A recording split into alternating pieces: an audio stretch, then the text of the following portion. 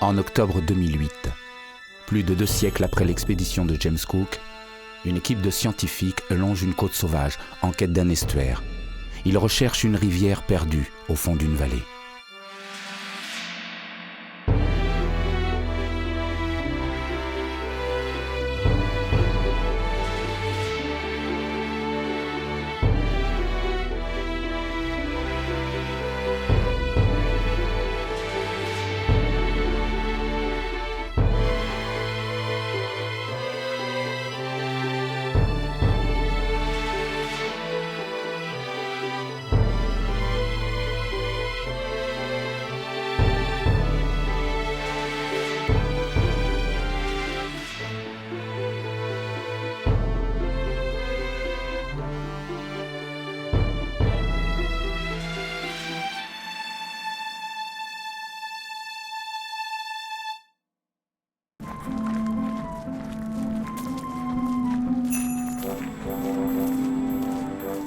Cette aventure commence dans les sous-sols du Muséum national d'histoire naturelle à Paris. C'est ici que l'on conserve un trésor bien gardé, une collection insolite à la valeur inestimable.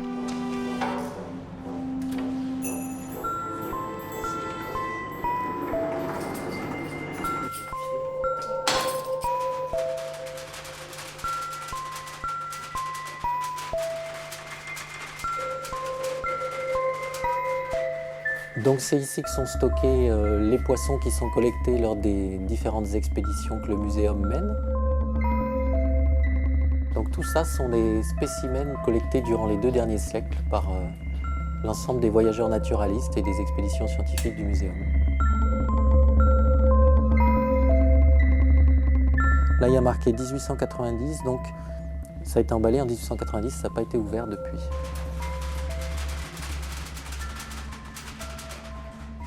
On avait au cours des grandes expéditions qui visaient à recueillir des épices ou de nouvelles plantes, un médecin à bord qui était en général naturaliste et qui collectait en même temps que la mission d'origine du bateau, qui collectait des spécimens de poissons, des spécimens de plantes, des spécimens de mammifères et oiseaux.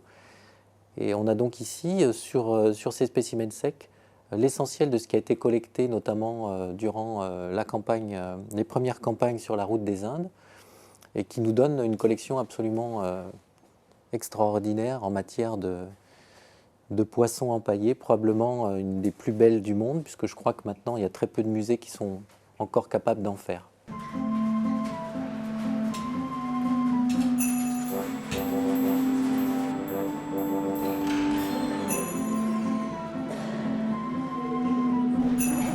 Philippe Kiss s'inscrit dans la lignée de ces voyageurs naturalistes, car il récolte lui aussi des spécimens dans le monde entier lors de ses expéditions scientifiques.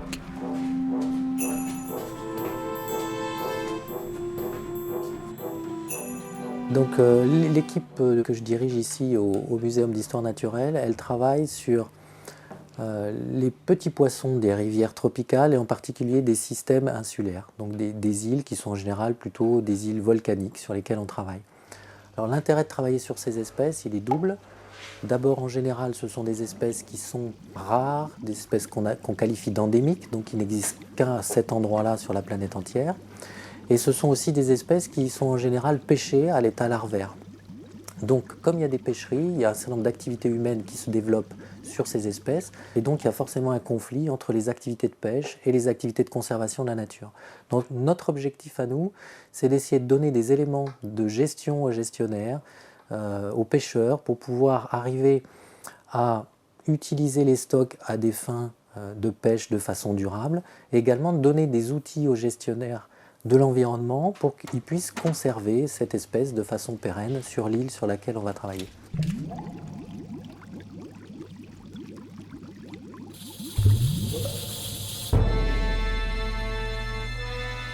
Cette île se trouve à l'autre bout de la Terre, dans le Pacifique Sud.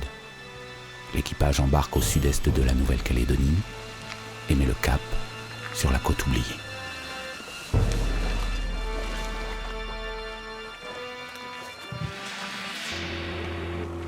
Donc en 2000, on avait commandé au muséum un ouvrage qui s'appelle l'Atlas des poissons et crustacés d'eau douce. Donc ils avaient échantillonné toutes les rivières de Calédonie. Et je les avais accompagnés sur la côte oubliée. Et à la suite de cette mission, il en est ressorti que la Ny et la Pourina ont été identifiées comme les 2 rivières les plus riches, d'un point de vue piscicole principalement. Et donc ils souhaitaient refaire une mission sur ces 2 rivières. Et donc on a souhaité, comme on a très peu de données sur ces rivières puisqu'elles sont très peu accessibles, profiter de l'organisation de cette mission pour greffer d'autres scientifiques dans différents domaines, de manière à avoir une vision un peu plus générale sur la qualité de ces bassins versants, avoir plus de données scientifiques, parce que pour l'instant on n'avait quasiment rien. L'intérêt d'aller sur la côte oubliée en Nouvelle-Calédonie, c'est que c'est un secteur qui pour nous est, dans toute la Nouvelle-Calédonie, un secteur qui est relativement assez préservé, en tout cas pour la partie sud de ce territoire, sur lequel on espère trouver de nombreuses populations en bonne santé, des espèces qui sont endémiques et qui sont souvent assez rares sur les autres secteurs de l'île.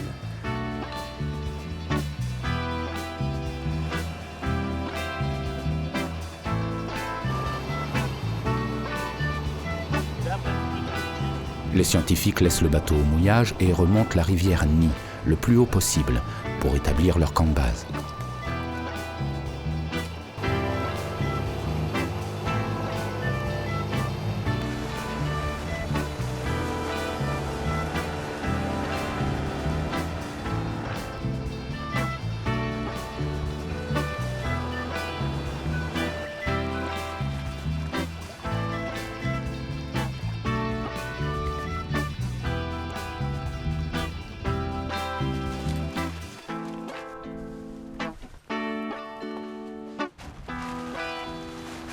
Chacun installe son bivouac à la hâte pour se rendre au plus vite sur le terrain.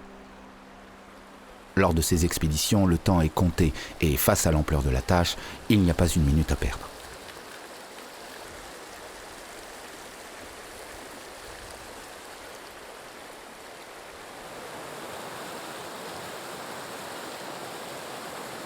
C'est parti.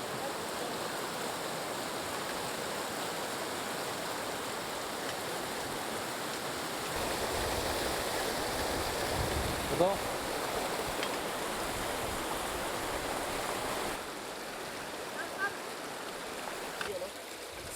Alors ça c'est un poisson très très rare, il existe dans le monde que en Nouvelle-Calédonie. Ça c'est une femelle, c'est le Protogobus, on pense que c'est l'ancêtre de tous les gobies. Et c'est un poisson qui existe que sur les rivières à nickel. Donc c'est un système de pêche électrique. Donc là on a une anode avec une tête. Ici on a la cathode qui traîne tout le temps dans l'eau. Lorsque j'appuie sur l'interrupteur, il y a un champ électrique qui se crée entre les 2 électrodes et ça empêche le poisson de nager. Du coup le courant l'entraîne vers les épuisettes.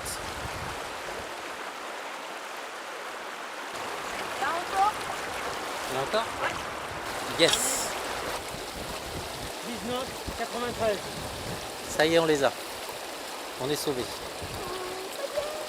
Ils sont beaux, hein ? Oui. Ils sont très très beaux. Gros bloc, 30.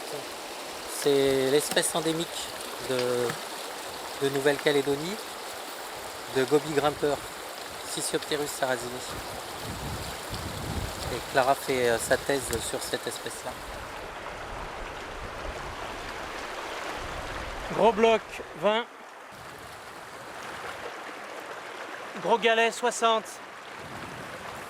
20 de petits galets et 10 de gravier.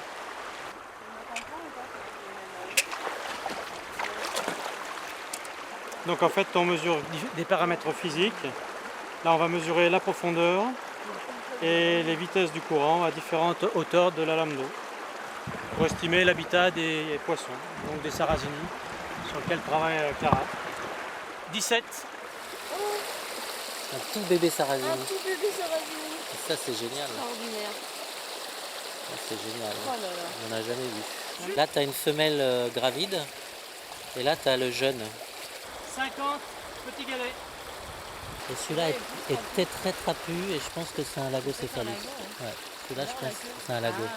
Et sur la première journée, on a été surpris de voir que effectivement la situation sur ce bassin-là est bien meilleure que sur les autres du sud qu'on connaissait actuellement, puisqu'on a non seulement des adultes, mais aussi tous les âges à peu près de chaque espèce, y compris les post-larves.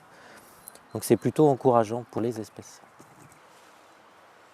Donc celui que tu vois là avec la première nageoire dorsale bien effilée, c'est un gobie grimpeur, donc il a une ventouse qui lui permet d'escalader les cascades, de monter au-dessus des cascades pour pouvoir notamment se reproduire. Et c'est une espèce qui est assez rare en Nouvelle-Calédonie puisqu'il n'existe que sur une vingtaine à peu près de rivières.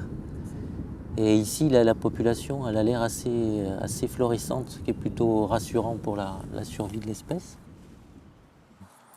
Celui qui a la grosse tête, qui est un lochon, qui lui a une ventouse qui est moins développée que le premier. Il ne peut pas escalader les cascades, mais il peut quand même aller assez loin dans les rivières. Et cette espèce-là, par contre, elle est assez répandue dans le Pacifique. Et alors la troisième espèce que tu vois là, avec la première nageoire dorsale rouge, là, c'est une femelle d'un genre endémique de Nouvelle-Calédonie, le Protogobius. Et c'est une espèce qui est en voie de disparition, hein, puisqu'il y avait à peu près une dizaine de rivières sur lesquelles on le connaissait il y a une dizaine d'années. Et les populations sont florissantes a priori seulement sur la côte oubliée pour l'instant. Donc notre expédition là est importante pour pouvoir voir un petit peu quels sont l'état des populations ici et voir si la reproduction se fait à peu près normalement.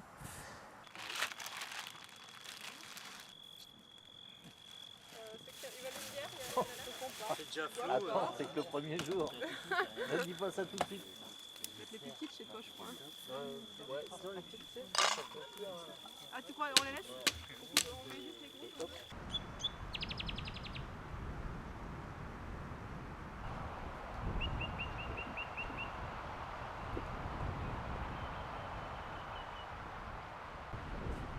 C'est une journée pleine de promesses qui commence sur la rivière Ny. Les découvertes de la veille ont de quoi motiver les équipes qui partent par petits groupes à la recherche d'espèces rares. Chacun, dans sa spécialité, doit démontrer l'intérêt écologique de cette vallée.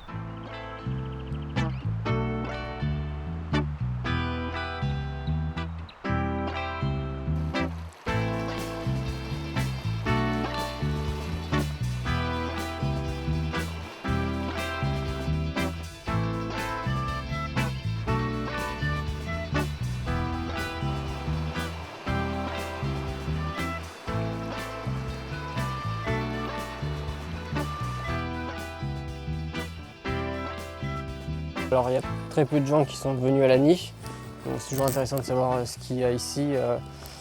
Donc on peut par exemple trouver des espèces rares ici, donc notamment de l'autre côté des montagnes, sur l'autre côté des monts Humboldt et Mont Quaqua, on a la vallée de la Tontouta, qui est une vallée qui est connue pour son taux de micro-endémisme. Donc comme on est au même niveau mais de l'autre côté des montagnes, on peut s'attendre soit à trouver ces mêmes espèces, ou peut-être également des espèces nouvelles qui ne sont connues que de cette vallée.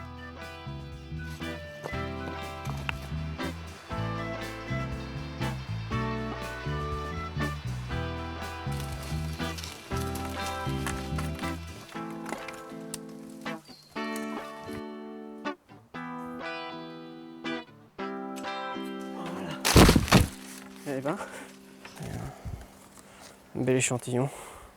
Donc le bois est bien noir. Donc a priori je pense que c'est une ébénacée, donc la famille de l'ébène. Je sais qu'il y a une espèce très rare sur la côte est qui est connue que de quelques forêts. Donc peut-être que c'est celui-là avec un peu de chance. Voilà, donc ça il faudra voir après à l'herbier de Nouméa. Et en comparant, on pourra voir si ce sont des espèces qui sont déjà connues d'ailleurs ou non. Donc là par exemple j'ai ramassé le Geissois magnifica. C'est une plante qui est connue pour accumuler le nickel dans ses tissus. Donc le nickel normalement est toxique pour les plantes, mais en Calédonie on a un certain nombre de plantes qui arrivent à survivre malgré ce taux de nickel dans leurs tissus.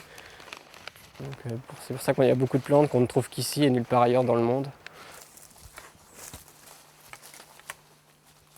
C'est un taux d'endémisme qui est de 75% à peu près pour tout ce qui est plantes vasculaires, donc c'est-à-dire fougères, gymnospermes et plantes à fleurs.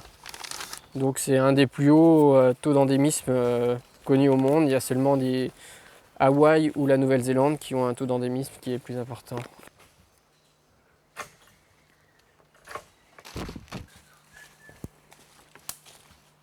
Ça c'est la famille des lauracées, c'est la famille de l'avocat. Donc ce sont des plantes qui sont souvent assez odorantes voilà, et qui nous posent souvent des problèmes à l'identification.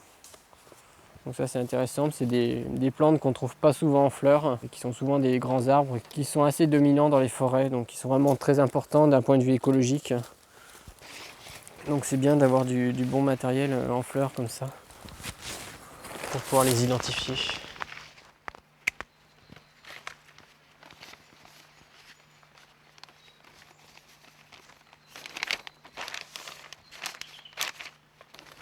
Donc voilà, donc c'est vrai qu'il y a encore des nouvelles espèces à découvrir, il y en a surtout beaucoup à décrire, donc la flore est loin d'être suffisamment connue pour pouvoir la préserver comme il le faudrait.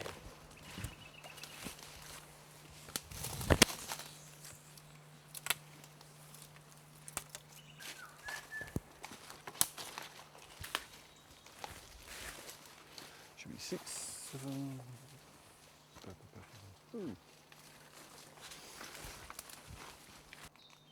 So it's Mormorisfax tricolor. It's a skink that is common to the forest here. Okay, and the name means marble throat. So we take him off the trap, and then you'll be able to look underneath and see the pattern on the throat. Okay. You just need to take the trap out. This is very kinky. You just you have to massage the lizard with oil. Yeah. Extra virgin. The best. Okay. Try and do the tail first, so it does not break the tail. Because the tail is important for morphology. Some species have more vertebrae in the tail, so you can actually, if you have a specimen with a full tail, with a complete tail, you can actually do an X-ray and count the number of bones in the tail. And sometimes this is diagnostic for species. So this is it has a reproduced tail, that one. You can sort of see the new tail starts there. No colour, all the spots stop. So. But we're trying to use this species for a project to indicate what fragments of forest are historical and what are anthropogenic, human, because this species should show, if you do population genetics, it should show connectivity of the forest. Even though the forest is fragmented, you can maybe determine which fragments are actually made by humans. Oh, yeah. Yeah. Oh. We can now we'll put him in a bag and we can put the trap back just in there, and we'll use that again this afternoon. You still get some captures. Yeah. Okay.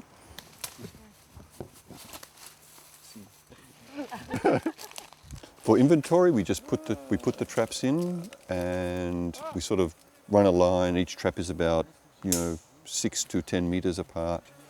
So we get a transect of the forest. Oh, 2 lizards on the trap. 2 Mormorisfax.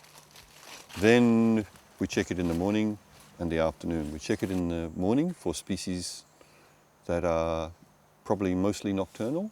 They come out at night, like the gecko and the Mormorisfax. And in the daytime, we leave them, and hopefully we trap some of the day active species, the species that are active on the forest, top of the forest floor during the day. So there's about 4 or 5 species that you can see in the sunlight during the day. And hopefully we'll catch some of those later today. Okay, guess what we have? Oh. Another Nactus. Nactus praticus.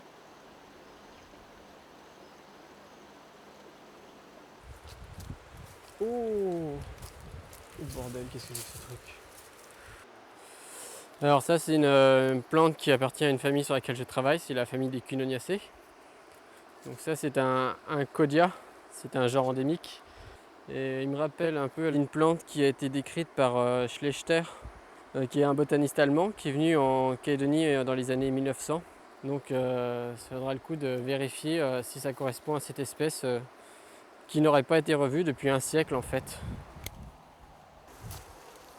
Le problème c'est que le seul herbier de cette plante qui est connu se trouve à Berlin.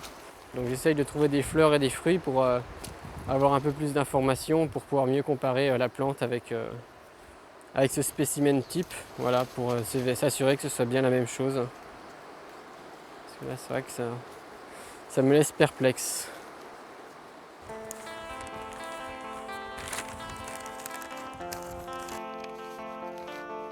Johan rentre au camp avec une moisson de plantes rares et des interrogations plein la tête.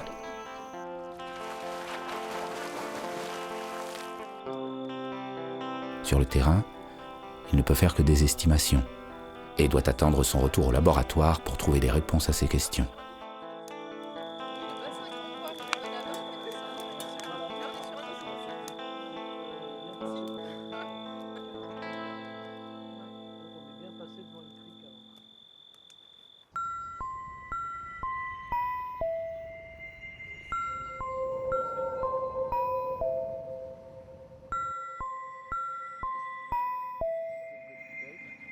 Non, c'est pas celui-là, mais voilà.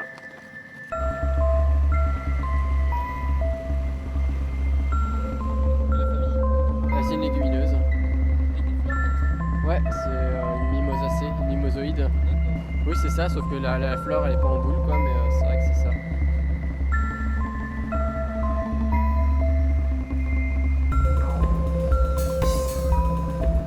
Explorant les moindres recoins de la rivière Ny, nous poursuivons l'investigation de cette enclave préservée, à la recherche d'un autre maillon de la chaîne écologique.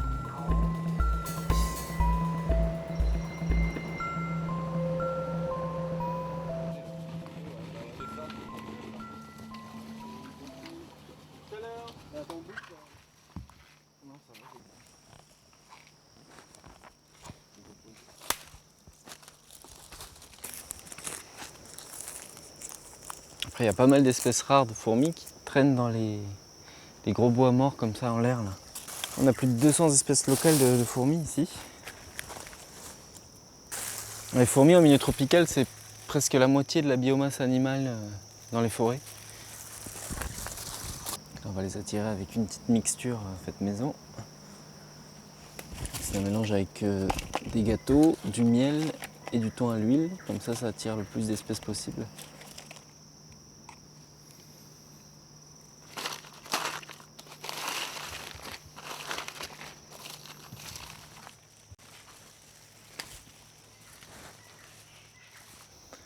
Alors avec cette technique des appâts, on n'a pas toutes les fourmis, parce que c'est quand même pas toutes les fourmis qui sont attirées. Mais ça permet de rapidement avoir un aperçu de la faune qui est présente. Les fourmis, on les appelle souvent des espèces clés de voûte dans les milieux tropicaux, parce que celles qui vont réguler la plupart des populations d'insectes. Elles agissent aussi sur la pollinisation, la dispersion des graines. Et elles sont présentes partout du sol jusqu'à la canopée, tout en haut là. Il va y avoir des nids, des fourmis qui se baladent partout. Et quand il y a des espèces introduites comme la fourmi électrique qui arrivent, tout le système est déstructuré parce que certaines espèces de fourmis ont des relations vraiment liées, très étroites avec des plantes ou avec d'autres animaux, et ce qui fait que leur disparition va entraîner des chamboulements entiers dont on se rend compte seulement après 10-20 ans.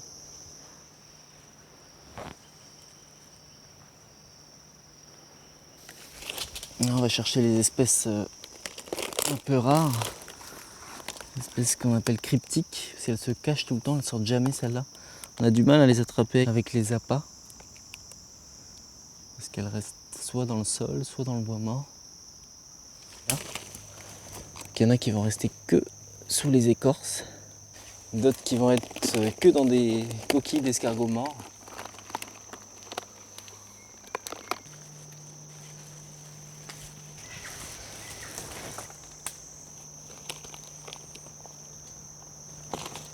Une belle araignée là. Voilà, elles sont tout un tas et elles vont se manger petit à petit entre elles. Et c'est seulement les plus fortes qui vont rester en vie. sur toute la côte ouest, il n'y a quasiment plus de zones où on a des communautés natives de fourmis. Ce qui fait qu'on a du mal un peu à s'imaginer comment était la situation avant l'arrivée des espèces introduites. Alors plus on a d'espèces locales, plus on a d'espèces rares, plus ça veut dire que c'est un milieu qu'il faut préserver. C'est un très bon indicateur de l'état du milieu.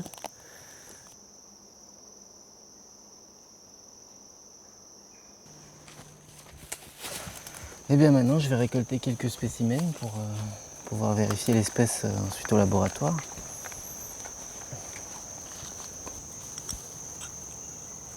Chez les fidèles, le plus important c'est de prendre des soldats.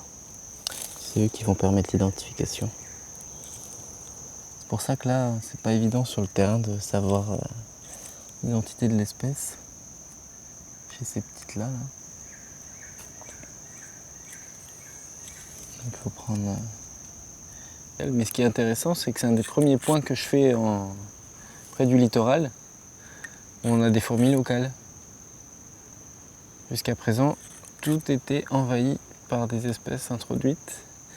Donc il manquait cette information de savoir quelles espèces de fourmis locales pouvaient habiter près des plages. Donc c'est quand même très intéressant de ce point de vue-là. L'objectif de la mission concernant la fourmi, il était double. Premièrement, c'était d'inventorier un petit peu les espèces locales qui sont dans cette zone qui a très peu été étudiée. Et le deuxième objectif, c'était de voir la répartition des espèces introduites, envahissantes sur la vallée, là. Donc en partant du littoral où on se trouve, jusqu'à bien en amont, le long de la rivière. C'est bon, Johan, la récolte a été bonne? Et on a eu quand même quelques mauvaises surprises en amont dans la rivière. On a trouvé deux espèces vraiment envahissantes, donc la fourmi électrique et la fourmi folle, une crazy ant, un Oplolepis, qui viendrait d'Inde et qui est arrivé aussi dans la zone. Bon, heureusement pour l'instant, elles occupent des petits espaces.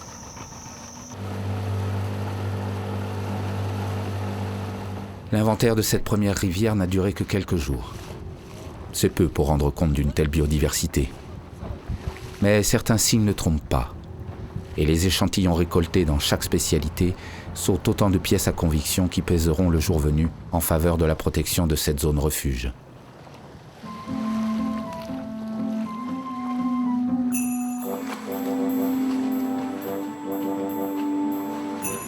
Parce qu'en fait, de toute façon, il y a des récoltes de la Puluna à l'embouchure, quoi.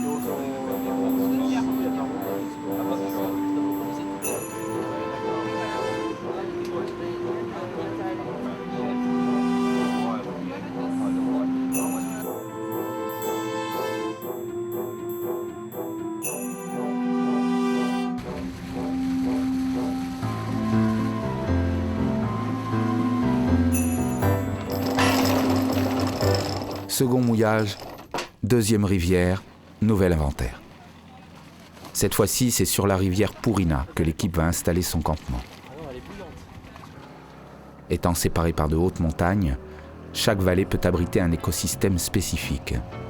La comparaison des biotopes de la vallée de la Nnie et de la Purina est un des objectifs de la mission.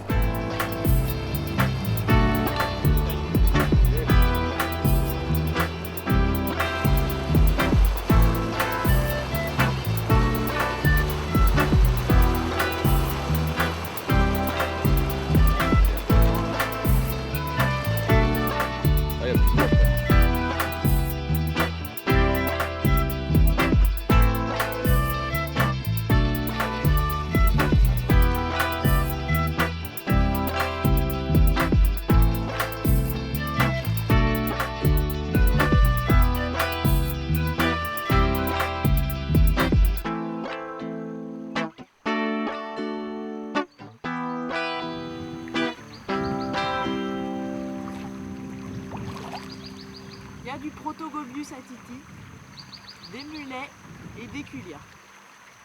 C'est pas mal.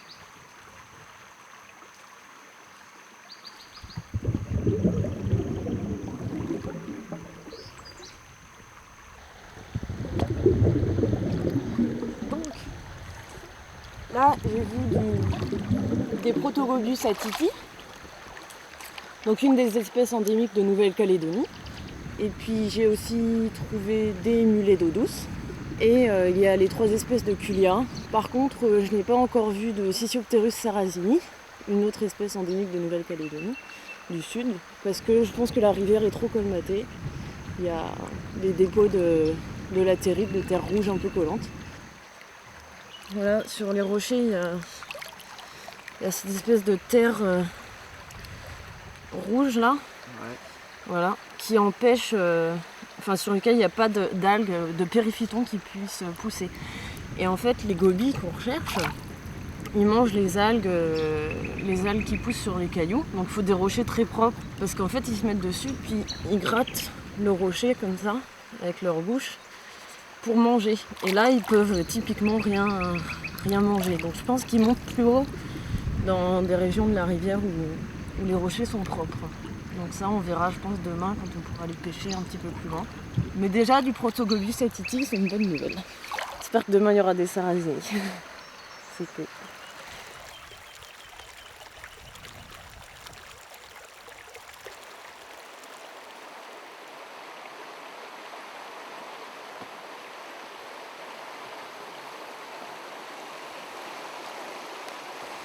Alors en premier, quand on arrive sur le site, on va mesurer ce qu'on appelle les paramètres physico-chimiques. C'est d'apprécier la qualité du cours d'eau par des mesures qu'on ne fait que sur le terrain, qu'on ne peut pas faire au laboratoire. Même s'il y a des dépôts au fond de la rivière, l'eau est très très claire. Donc on le met dans la cellule de mesure. C'est un rayon infrarouge qui passe et qui permet de mesurer la transparence, la turbidité. Et on va passer aux autres mesures.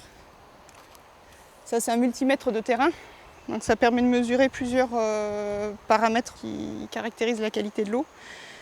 Donc en premier lieu, la conductivité, c'est-à-dire la capacité en gros à l'eau à conduire le courant. Donc c'est représentatif de la teneur en ions de l'eau. Voilà, donc on a 126. Voilà.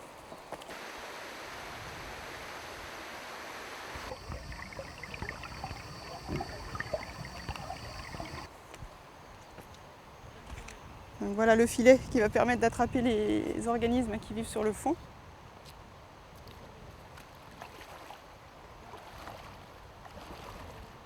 Donc on va commencer par prendre par exemple le galet, je vais bien le nettoyer. Et on va bien frotter parce que les organismes sont fixés sur les blocs.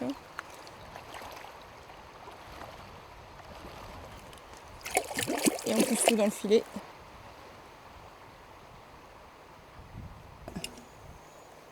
Voilà, on voit qu'on a récupéré beaucoup c'est des microalgues avec des latérites, mélangées avec des latérites. On va essayer de mettre en évidence les pollutions d'origine sédimentaire. Donc c'est typiquement le cas pour cette rivière où on n'a aucune zone d'habitation, il n'y a pas de zone d'élevage en amont, on est sur un milieu qui est quasiment vierge, si ce n'était toutes ces zones dans ces anciennes mines ou des zones d'arrachement naturel qui font qu'on a quand même des perturbations du milieu. L'érosion des berges, la perte d'ombrage, la perte d'apport organique lié aux végétaux qui sont sur les berges vont se traduire par ce nouvel indice qui est l'indice biosédimentaire. Donc il est très adapté pour mettre en évidence des perturbations de la qualité de la rivière lorsqu'il y a des gros travaux de terrassement. Donc ça peut être des travaux au niveau du cours d'eau, ça peut être des créations de pistes, ça peut être des exploitations minières.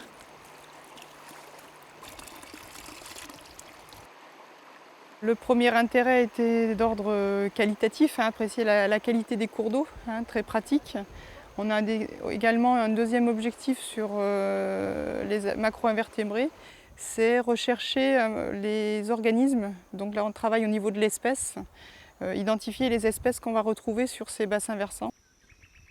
La question qu'on se pose, c'est est-ce qu'on a des espèces qu'on trouve ici qu'on ne retrouve pas sur les autres bassins versants, voire de nouvelles espèces.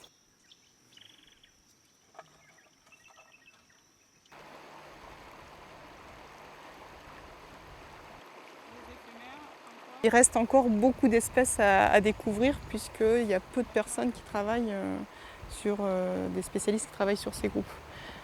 La Calédonie est vraiment riche à ce niveau-là, hein. C'est qu'on a, au niveau des insectes notamment, encore beaucoup à découvrir.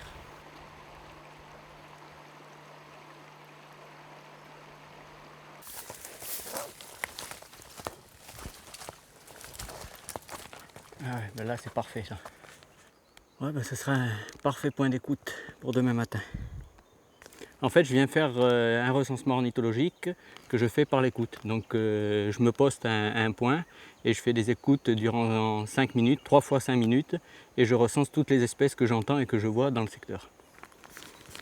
Ce qui est intéressant de voir, c'est si des espèces comme le notou, le cagou, le mélifage noir sont présentes dans ces petites forêts qui subsistent dans ces fonds de vallée. Alors, le cagou, c'est l'oiseau emblématique de Nouvelle-Calédonie. C'est un oiseau qui ne vole pas, donc qui a subi une énorme prédation à cause des chiens et des chats qui ont été introduits. C'est un oiseau qui ne pond qu'un seul œuf par an en général, donc c'est un faible taux de reproduction. Automatiquement, dès qu'il y a prédation, les populations sont en danger. Le notou, lui, c'est un très gros pigeon, c'est le plus gros pigeon arboricole frugivore au monde. C'est un pigeon qui est capable d'avaler des très grosses graines de plusieurs centimètres de diamètre, hein, jusqu'à 2,5 cm, 3 cm, ce qui est énorme.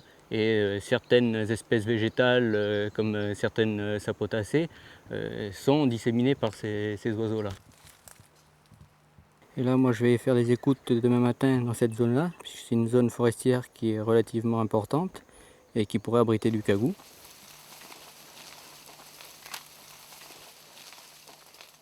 C'est une zone qui est peu fréquentée, donc peu anthropisée. Bon, il y a eu des prospections minières, des prospections forestières certainement aussi, mais il n'y a pas d'habitation. Les premières tribus sont très loin sur Yaté ou sur Thio, donc c'est des zones qui seraient protégées entre guillemets la présence de l'homme. Donc des habitats qui seraient protégés. Malheureusement, on s'est rendu compte sur l'autre vallée, la vallée Lani, que les feux avaient fait de très gros dégâts, hein. On pense que c'est des feux qui viennent plus de la zone de Thio et qui sont venus jusque ces vallées-là, puisque maintenant, apparemment, sur Lani, il reste des lambeaux de forêt, mais vraiment dans les creux de vallée, quoi. Donc des habitats qui se réduisent, donc automatiquement la vie-faune fuit ces zones-là puisqu'elle ne trouve plus assez de nourriture pour rester dans ces zones-là.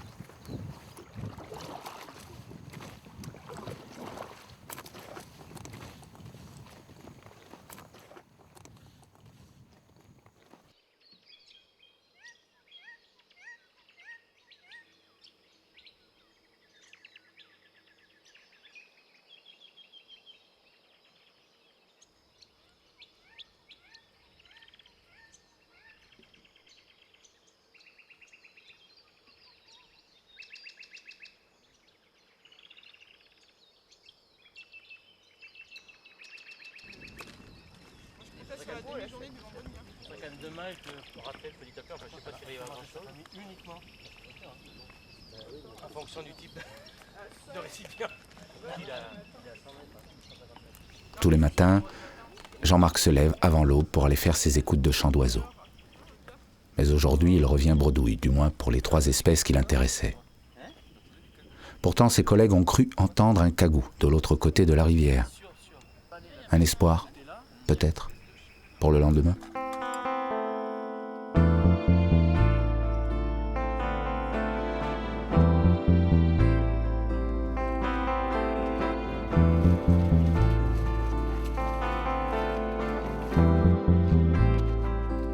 Aujourd'hui, l'équipe du muséum remonte le cours de la rivière Purina, afin de vérifier si elle trouve en amont les espèces recherchées, car la veille, certains poissons n'avaient pu être observés.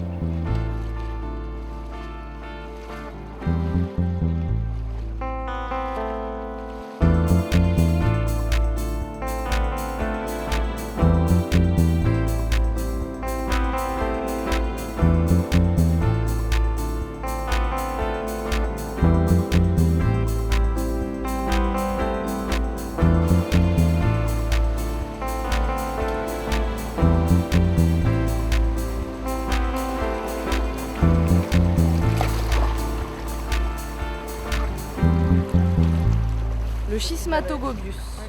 C'est aussi une espèce endémique. 53. Aujourd'hui, on a pêché un peu plus loin dans la rivière. Et on a trouvé donc, ce premier poisson que vous voyez là, rouge et noir. C'est le Schismatogobius fuligimentus. C'est une espèce endémique de Nouvelle-Calédonie, trouvée uniquement dans le sud. Et là, c'est la première fois qu'on le répertorie sur la Purina. Donc c'est un poisson qui vit dans les courants et qui est rarissime. Les autres, c'est Sisiopterus sarrazini. On a trouvé aujourd'hui trois jeunes, 3 juvéniles. Ces poissons, ils sont qualifiés d'amphidromes. En fait, les adultes vivent, grandissent, mangent et se reproduisent en rivière. Ils pondent leurs œufs en rivière et à l'éclosion, les larves sont emportées par le courant en mer. Et les larves passent généralement de 3 à 6 mois en mer, mais on ne sait pas exactement pour toutes ces espèces, notamment pour Sisiopterus sarrazini, on ne connaît pas encore la durée de vie larvaire en mer. Et à la fin de cette phase marine, qui est importante, on pense, dans la dispersion de ces espèces, eh bien, ils retournent en estuaire, ils recrutent en estuaire et ils remontent les rivières pour trouver un territoire en altitude et se reproduire.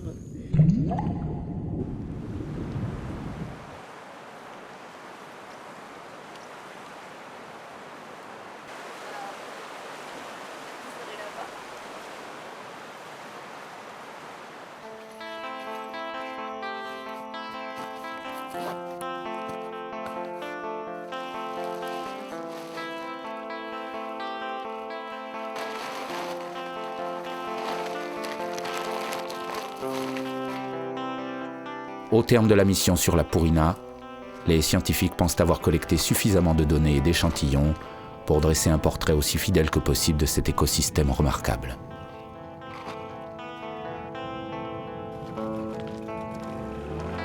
Alors sur la Purina, ce qu'on souhaitait, c'était effectivement avoir des données qui nous permettent d'argumenter pour ou contre l'extension de la réserve du parc de la Rivière Bleue, puisque la Purina prend sa source dans le parc de la Rivière Bleue et si les données, le traitement des données nous indique que c'est vraiment une rivière riche et qu'il faut la préserver, on aura des arguments de poids pour pouvoir étendre cette réserve. Pour l'heure, ces arguments de poids ne sont que des échantillons isolés dans des tubes ou pressés entre 2 journaux. C'est au cours des prochaines analyses, en laboratoire, que ces spécimens deviendront des preuves irréfutables de l'intérêt écologique de ces vallées isolées.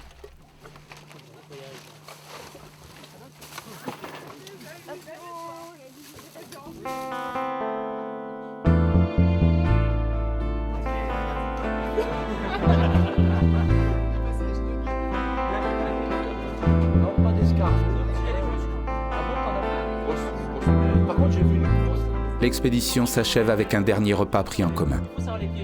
Un moment de convivialité, où chacun fait part de ses découvertes. Entre 2 anecdotes, les scientifiques échangent des informations. Ensuite, ce sera le retour à la civilisation, que ce soit à Nouméa, Paris ou Sydney.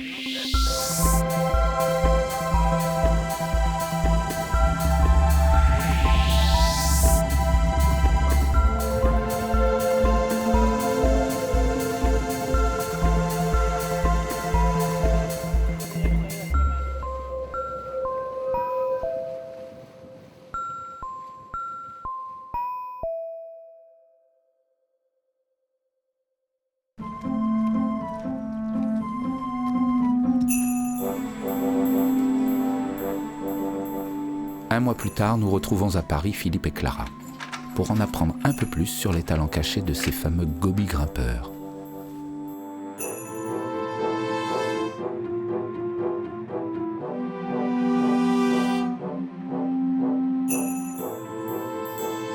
Alors ces espèces sur lesquelles je travaille, je vais en sortir. Donc c'est des espèces de gobies, on les appelle. Et ils ont les nageoires pelviennes là, sont transformées en ventouses.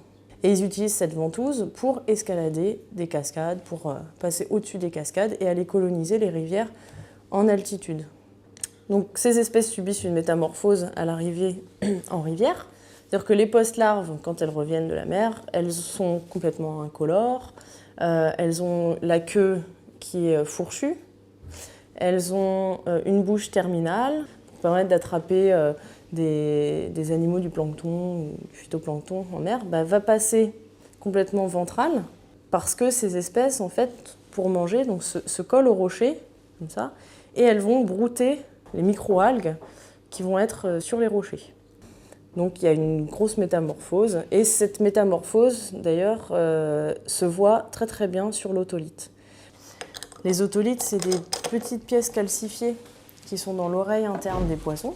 Et ces otolithes, c'est une chose assez extraordinaire parce que ça va en fait, en quelque sorte, enregistrer la vie du poisson. C'est une sorte de boîte noire de la vie du poisson. Donc la larve possède cet otolithe et à partir de ce moment-là, ça va grandir de façon journalière. Et ces jours, on va pouvoir les voir parce que ça va faire des stries. Donc on va pouvoir compter les stries et on aura la durée de la phase marine.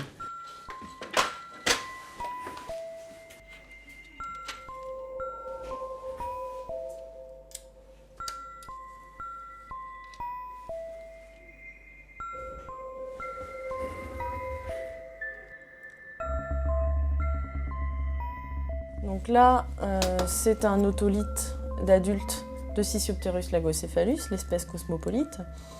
Donc c'est un otolithe que j'ai inclus en résine, poncé, poli, jusqu'à avoir une lame mince du centre de l'otolithe. Là, vous avez tout le contour de l'otolithe. Et là, cette partie-là, cette marque ici, c'est la fameuse marque qui se forme au moment de la métamorphose du poisson, au moment où il va arriver en rivière, amorcer sa métamorphose pour se transformer en juvénile et en adulte.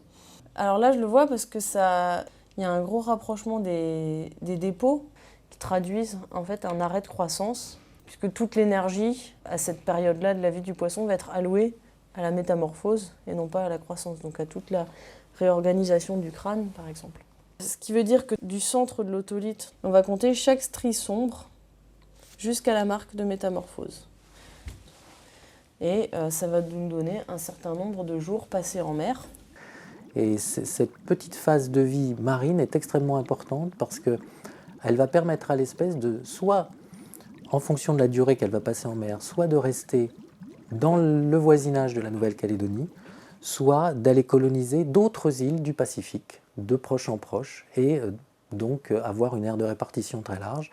Donc, lorsque nous étions sur place, nous nous sommes intéressés à essayer de dresser le profil écologique des espèces. Qu'est-ce que c'est que le profil écologique? C'est savoir si l'espèce préfère, par exemple, les gros galets ou gros blocs ou au sable, si elle préfère les vitesses de courant faibles ou fortes ou moyennes, si elle préfère telle ou telle température, etc. Et donc, ça donne ce type de graphique qui permet, par exemple, sur cette espèce de gobie grimpeur, de montrer qu'elle n'aime pas la vase, le sable, le gravier, etc., mais elle préfère les blocs, les cailloux.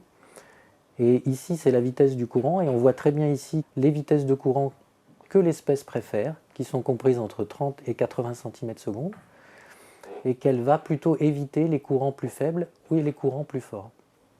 Donc c'était pour nous extrêmement important de prendre à chaque point de pêche tous ces paramètres physico-chimiques du milieu, de façon ensuite à pouvoir les visualiser et de dire, ben voilà, vous gestionnaire, si vous avez à aménager cette rivière, eh bien il faut maintenir à tout prix, si vous voulez conserver cette espèce, maintenir à tout prix une vitesse de courant comprise entre ces deux valeurs. Et ça va permettre ensuite aux gestionnaires aussi de pouvoir proposer tout un tas de mesures qui vont permettre de gérer la pêche, d'assurer sa pérennité et en même temps d'assurer la pérennité de l'espèce, son maintien durable dans l'écosystème calédonien pour ces espèces qui sont vraiment emblématiques de la province sud et qui sont encore en bonne santé au niveau de la côte oubliée. Tant qu'il y aura des vallées perdues et des côtes oubliées, les voyageurs naturalistes poursuivront leur quête du savoir. Aujourd'hui, la compréhension globale des risques majeurs qu'encourt notre planète motive la communauté scientifique. Le temps est compté.